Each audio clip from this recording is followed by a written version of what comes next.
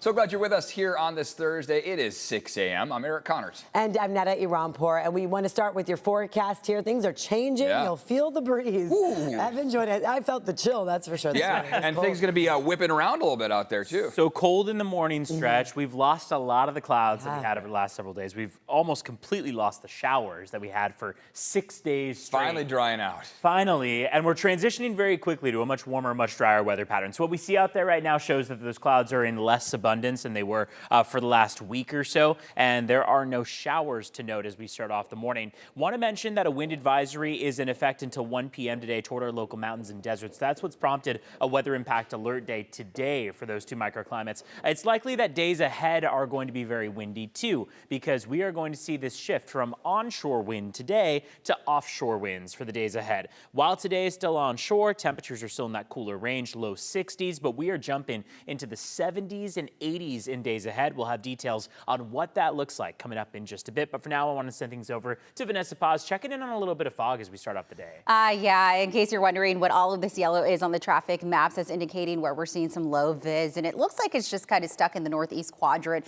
of the county, right along the 78 and the 76 as you make your way out or near the Julian area, also towards Ramona. Other than that, we are looking fairly good. We had a crash that came in earlier couple of hours ago involving 2 to 3 vehicles, 78 West right at Las Posas, and this is going to cause slowing as you make your way through the San Marcos area, but it's a very small stretch of slowing, less than a quarter of a mile or so. But again, continue to look out for that in the North County. I tried to get a glimpse of it from our 78 camera. Unfortunately, this is facing east towards that 15 connector. Coming up a little later, we'll take a look at what your Thursday travel times have in store. That's all ahead. Back to you guys.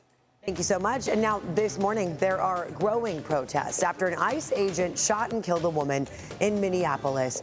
Video shows, look at this, a large crowd throwing snowballs towards authorities at the scene of the shooting yesterday. And we do want to warn you here, footage of the shooting may be difficult to watch. It shows ICE agents surrounding an SUV. One tries to open the driver's side door, one standing in front of the SUV. The driver, identified as 37-year-old Renee Good, begins to pull away, and seconds later, another officer, the one in front of the SUV, fires at the car. Another video shows a much higher angle. In the Trump administration now calling this self-defense. State and local officials disagree. She then proceeded to weaponize her vehicle, and she attempted to run a law enforcement officer over. They are already trying to spin this as an action of self-defense. Having seen the video of myself, I want to tell everybody directly, that is bull. State and local leaders are calling for ICE to leave Minneapolis, but Homeland Security says their operations will continue. Here at home, some San Diegans are upset over this shooting in Minneapolis. They made their voices heard last night. You see this crowd gathering. Protesters gathered in Little Italy, walking the sidewalks there. They made their way to downtown San Diego. No damage was reported. In a statement, San Diego police say, quote, the San Diego Police Department supports the constitutional right to peacefully assemble. Our responsibility is to ensure the safety of everyone involved, including participants, bystanders, and the surrounding community. We encourage all participants to demonstrate peacefully. Later this morning, another protest against ICE is scheduled to be held. This is outside the federal building downtown. Turning to our weather here today, what you'll notice out there, strong winds expected all across our county. And to help prevent damage, the city of Poway cutting thousands of trees. CBS 8's Regina Yarita live along Twin Peaks Road, where crews have already started removing some of those trees. Regina. Good morning. That's correct. The city of Poway is taking major steps to protect their residents ahead of wildfire season, securing millions of dollars before disaster strikes. Now, with dry, dying trees and strong winds expected to gust up to 25 miles per hour by Friday, crews are moving quickly to remove hazards. Nearly 7,000 trees were assessed by an arborist, and about 2,800 of them determined to be dying. They are now being cut down, and most are eucalyptus trees, which burn hotter and have shallow roots, making them more likely to ignite a fire or fall during storms. Some palm trees are also being removed along Poway's 4 main evacuation routes, including Twin Peaks Road, Green Valley, and Camino del Norte.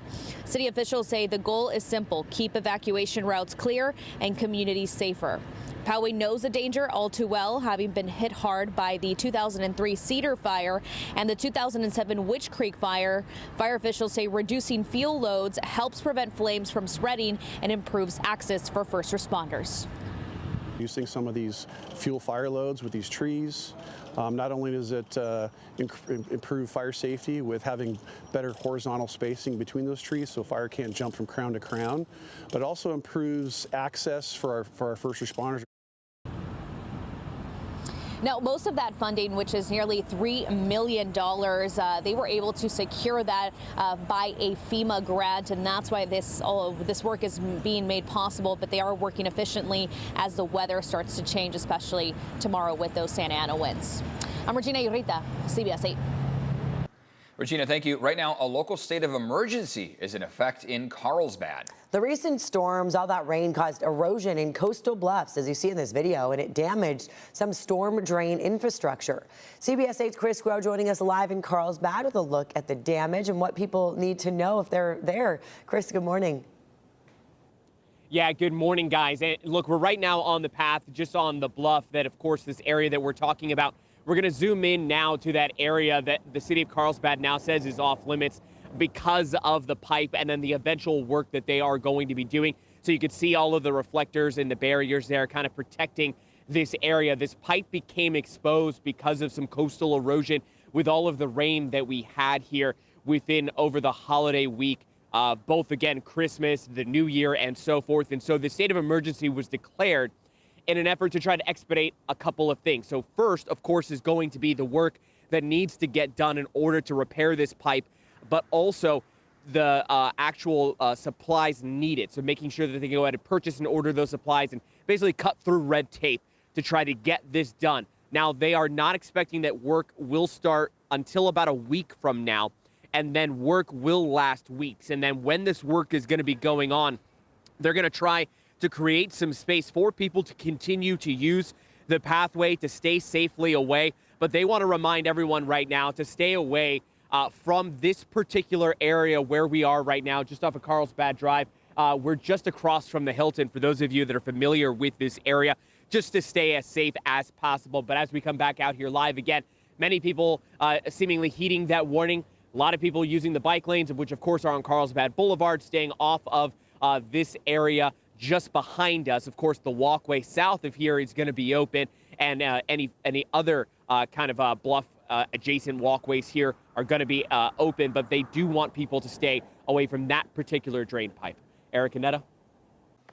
Chris Grow, thanks for that report. Okay, so let's talk about the winds. How strong are we expecting here today? So today we're mainly in the 30 to 40 mile per hour range, but those winds are going to jump as they shift direction. So once we get into tomorrow and the days ahead, it's likely that we'll start to see some 40 up to 50 mile per hour gusts, which is why, while this wind advisory expires today, it's likely that for days ahead, the National Weather Service issues additional ones. We'll wait on that as we wait on issuing weather impact alert days for the days ahead. But for now, today is one for our local mountains and deserts because it's windy out there. One big transition that a lot of our coastal communities and inland valleys will notice is that adjustment toward more and more sun. Temperatures are still on the cooler side of average, low 60s, but as we look outside right now, it's been a beautiful start to the morning nonetheless. Sunrise 6:52, so we're about 40 minutes out from sunrise, and today is our final sunset in the 4 o'clock hour. After today, 4:59, we'll start to see those 5 o'clock sunsets, then 6 o'clock, then 7 o'clock.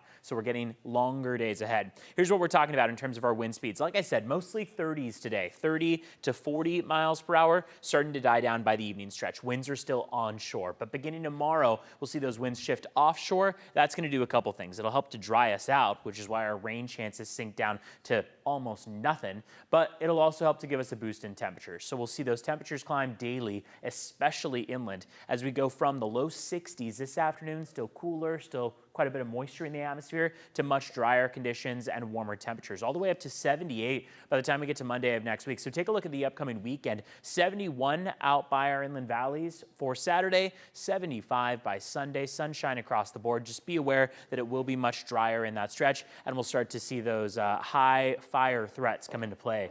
Fire crews, of course, on high alert, despite the fact that we've gotten a lot of moisture in the last couple weeks. Want to send things over to Vanessa Paz. She's checking in on how things are looking as far as traffic goes this Thursday. Good morning. Yeah, 6:10 is the time. Let's go ahead and take a live look outside. It is still very dark and early, not even in the 6:30 range. Here's the live look right now on the 5 in both directions right at Genesee.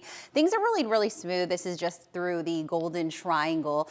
As we go ahead and switch gears, let's take you to the Balboa area. This is right at Claremont Mesa on the 15, and that's that northbound drive as you exit Tierra Santa headed towards, let's say, Mira Mesa or Miramar. All right, we had an earlier crash. It has since cleared. It looks like all lanes are back open, but unfortunately the slowing has not. Speed still down to about 14 miles per hour. A very small pocket of slowing though, but if you're just waking up and you live, let's say, in the Escondido area headed towards San Marcos, that may slow things down and add on additional travel times. All right, if you're wondering what that orange yellowish color is, we're dealing with fog, but notice how it's really confined to the Julian area right along the 78. So just keep that in mind if you're traveling out the door in that neighborhood. Let's go ahead and zoom on into the South Bay. That's typically where we see the most slowing. Right now, so far, so good on the 5 and the 805. If you're traveling in from Santee or La Mesa, Grossmont Center, anywhere between 65 to 70 miles per hour. And same deal, all is well, smooth sailing coming in from Oceanside as well as Escondido. All right, 6:11 is the time. Let's go ahead and pull up those border wait times. We are looking at about 1:15 to get you in from San Isidro's port of entry. Crossing in from Otay Mesa will take you about an hour, so a little less.